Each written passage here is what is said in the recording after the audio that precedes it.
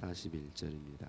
너희가 그릇 범죄하여 여호와가 모세에게 말씀하신 이 모든 명령을 지키지 못하되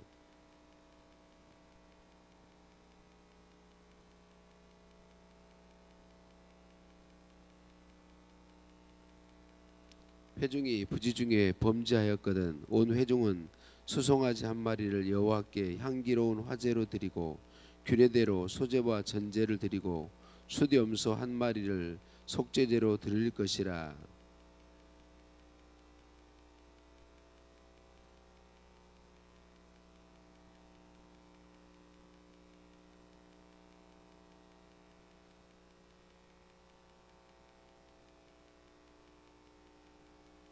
이스라엘 자손의 온 회중과 그들 중에 거류하는 타국인도 사함을 받을 것은 온 백성이 부지 중에 범죄하였음이니라.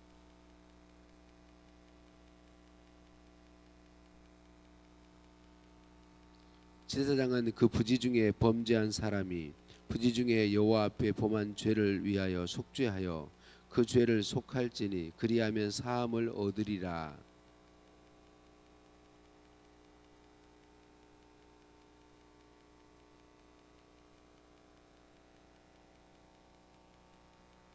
본토인이든지 타국인이든지 고의로 무엇을 범하면 누구나 여호와를 비방하는 자니 그의 백성 중에서 끊어질 것이라.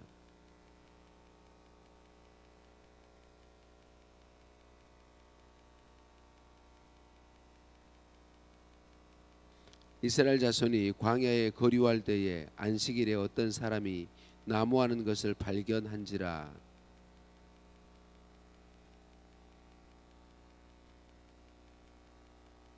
어떻게 처치할는지 지시하심을 받지 못한 고로 가두었으니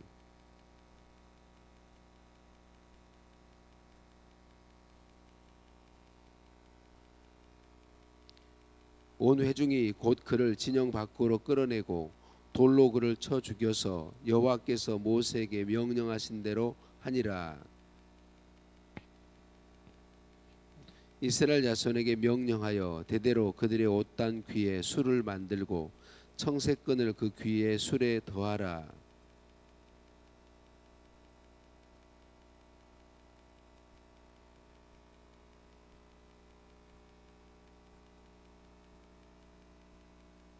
그리하여 너희가 내 모든 계명을 기억하고 행하면 너희의 하나님 앞에 거룩하리라.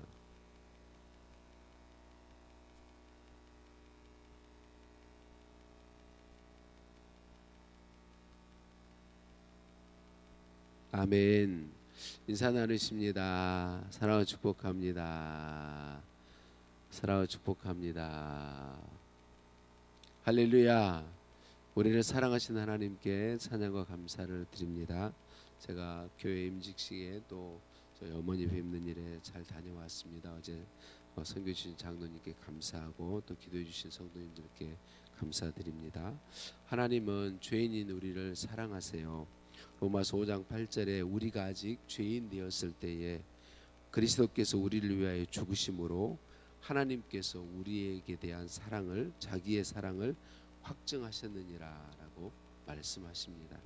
하나님을 우리를 사랑하시는데 우리가 쭉 보아온 레위지파 아론의 후손을 제사장으로 삼으신 일, 성막을 만들게 하신 일, 언약궤를 만들게 하신 일, 또 본문의 속죄 제사를 만들어 주신 일, 모두가 죄인인 우리 사람을 사랑하시는 하나님의 사랑을 나타내 보여주고 있습니다.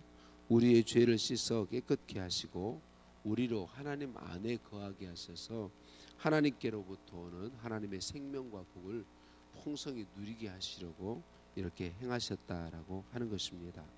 오늘 본문 말씀에는 앞부분에 부지 중에 지은 죄에 대한 처리와 그리고 고의로 지은 죄에 대한 고범죄라고 이야기하죠. 죄의 처리에 대해서 이야기하고 있습니다. 부지 중에 우리 모든 사람은 죄를 짓게 되어 있습니다. 죄를 안 짓는 존재가 아닙니다. 예수님 믿은 이후에도 우리는 끊임없이 죄에 넘어집니다.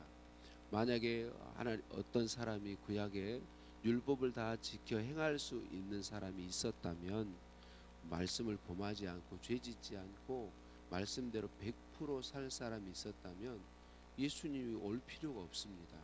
왜냐하면 다 지키면 구원받으니까.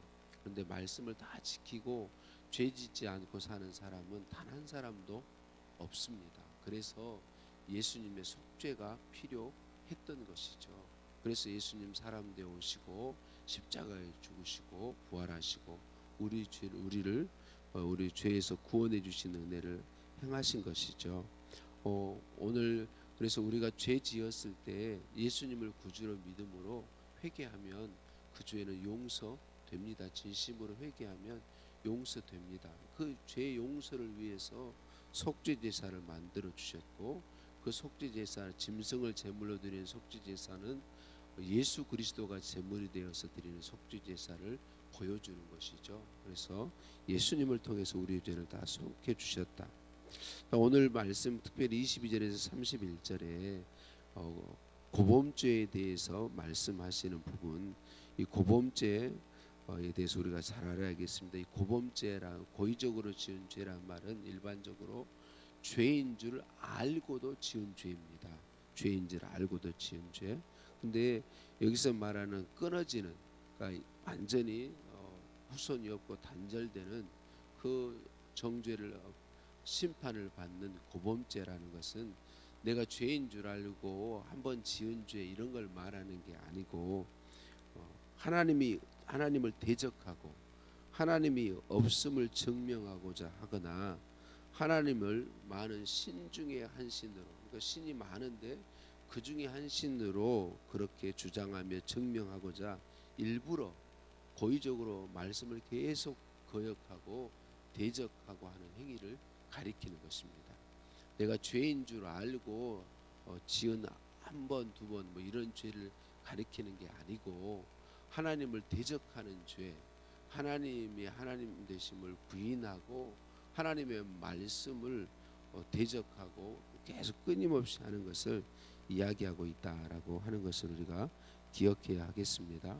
그래서 여러분, 우리가 이런 한 구절 한 구절에 이야기를 잘못 해석하지 않으려면 우리는 언제나 성경을 전체적으로 볼 수 있어야 합니다.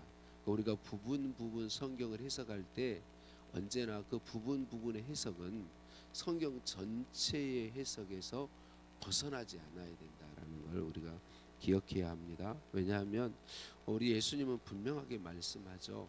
우리 죄인을 부르러 오셨다.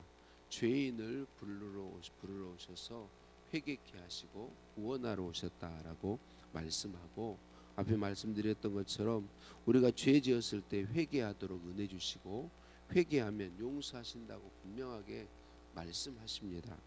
요한일서 1장 9절 우리가 잘 아는 말씀이죠. 만일 우리가 우리 죄를 자백하면 그는 미쁘시고 의로우사 우리 죄를 사하시며 우리를 모든 불의에서 깨끗하게 하실 것이요.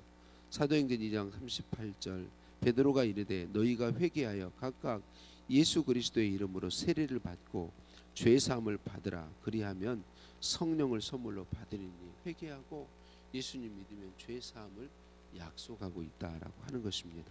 그 성경 전체는 하나님께서 죄인인 우리를 찾아오시고 우리의 죄를 짐승의 구약에는 짐승의 피로, 그리고 결국에는 예수 그리스도 완전하시고 흠없는 그분의 피로 우리의 죄를 대신하여서 값을 지불하시고 우리를 구원하셨다. 그렇게 하시려고 찾아오시고 구원하셨다라고 말씀해주고 있습니다.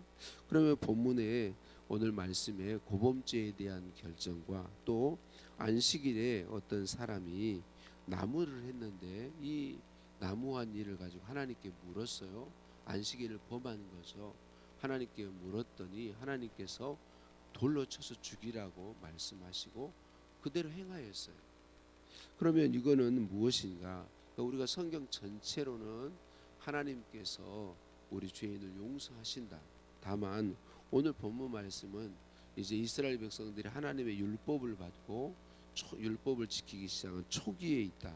그래서 하나님의 말씀을 소중히 여기도록, 그 하나님의 말씀을 소중히 여기는 것이 이스라엘 백성의 복이 되기 때문에 본보기로 하나님께서 말씀 이 일을 행하게 하셨다고 성경학자들은 해석하는 것이죠. 만일 우리가 죄 지을 때마다 하나님이 우리를 심판하신다면 살 수 있는 사람은 아무도 없을 거예요. 근데 하나님은 우리에게 분명하게 말씀하시고 계속해서 은혜의 기회를 주시고 회개하면 용서해 주시죠. 다만 우리가 이 말씀을 악용하지 않아야 돼요. 하나님께서 오래 참아 주시고 회개하도록 기회 주시고 회개하면 용서해 주시는 걸 악용하면 안 된단 말이죠. 죄 지어도 괜찮네 이렇게 가면 안 된단 말이죠. 주일 예배 한번 빠진다고 해서 하나님이 바로 심판하지는 않으세요. 괜찮아요. 아무렇지도 않아요. 괜찮은 게 아니고 뭐 별일 없어요. 주일 예배 한번 빠져도 별일 없어요. 그런데 여러분 내가 주일 예배를 빠지잖아요. 한 번 빠지고 두 번 빠지고 그러면 주일 예배를 소홀히 여기게 되고 소홀하게 여기게 되면 결국은 내가 하나님의 나의 하나님에 대한 신앙을 무너뜨리게 돼 있습니다. 그러니까 한번 주일 예배에 빠진다고 해서 하나님께서 바로 심판하시거나 징계하시지 않지만 나도 모르는 사이에 주일을 소홀히 여기고 하나님의 계명을 소홀히 여긴다면 내 신앙에 문제가 생기는 것이죠. 큰 어려움이 부딪히게 되는 거죠. 그래서 주님은 항상 우리가 우리의 신앙을 소중히 여기도록 말씀하십니다. 하나님께서는 그 이스라엘 백성들이 범죄에 빠질 수밖에 없음을 아시기에 오늘 본문 말씀 말미에 중요한 조치를 하게 하시죠.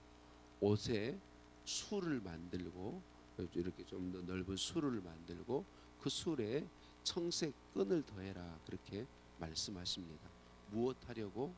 그 옷의 술과 청색 끈을 볼 때마다 하나님의 계명을 기억하게 해서 그 계명을 소중히 여기고 그 계명대로 따라 삶으로 약속하신 복을 받아 누리도록 하나님의 계명을 잊어버려서 범죄함에 빠지지 않도록 하나님께서 그렇게 말씀해주고 계신 것을 볼 수 있습니다.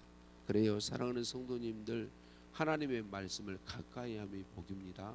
하나님의 말씀을 소중히 여김이 복이에요. 그 말씀대로 살기를 힘쓰는 것이 복입니다.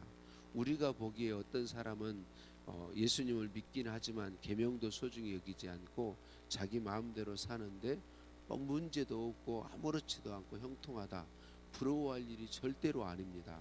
말씀하신 대로 반드시 이루어지기 때문에 그렇습니다. 우리가 복되게 볼 사람들은 어떤 상황에도 상관없이 말씀을 소중히 여기고 말씀을 귀히 여기고 그 말씀을 따라 순종하며 사는 사람, 그 사람이 진짜 복 있는 사람입니다. 하나님의 말씀하신 약속대로 반드시 이루어지기 때문에 그러하다라고 하는 것입니다. 이 하나님의 마음을 알고 있는 다윗은 이렇게 고백했어요. 복 있는 사람은 오직 여호와의 율법을 즐거워하여 그 율법을 주야로 묵상하는 사람이 복 있는 사람입니다 라고 고백하고 힘썼어요. 여러분 오늘 하나님의 말씀을 가까이 하고 하나님 말씀을 늘 묵상하고 그 말씀대로 지켜 살기를 힘쓰는 사람이 정말 복 있는 사람이다. 이것을 우리가 기억하고 그렇게 힘써서 물가에 심겨진 나무와 같은 복을 늘 누리는 우리 모두 되기를 예수님의 이름으로 축복합니다. 하나님 아버지 감사합니다. 죄인인 저를 찾아오시고 예수님 구주로 믿게 해주셔서 감사합니다. 우리가 늘 넘어지는 우리의 죄를 발견케 하시고 진심으로 회개케 하시고 그때마다 예수님 보혈로 씻어 용서하신다고 약속해 주시니 감사합니다. 늘 나를 살펴서 죄를 회개하게 하시고 또 죄와 싸우며 죄를 이겨가는 은혜를 더하여 주옵소서. 하나님 말씀을 소중히 여기게 하여 주옵소서. 하나님 말씀을 너무나 쉽게 잊어버리고 너무나 쉽게 죄로 나가는 우리들임을 아시기에 이스라엘 백성들에게 옷 소모에 술을 더하게 하시고 그 술에 청색끈을 달게 하셔서 그것을 볼 때마다 말씀을 기억하고 계명을 기억하고 계명을 소중히 여기며 그 계명을 따라 살도록 말씀해 주셨습니다. 또 하나님 말씀을 소홀히 여기는 것에 대해서 분명히 경고하시고 안식일을 범한 사람을 심판하게 하셨습니다. 하나님의 마음을 우리가 온전히 알고 말씀을 소중히 여기며 말씀을 가까이 하며 말씀을 마음에 새기고 그 말씀대로 따라 살기를 힘쓰므로 다윗의 고백처럼 물가에 심기운 나무와 같은 복을 받아 누리는 우리 모두가 되도록 은혜 더하여 주옵소서.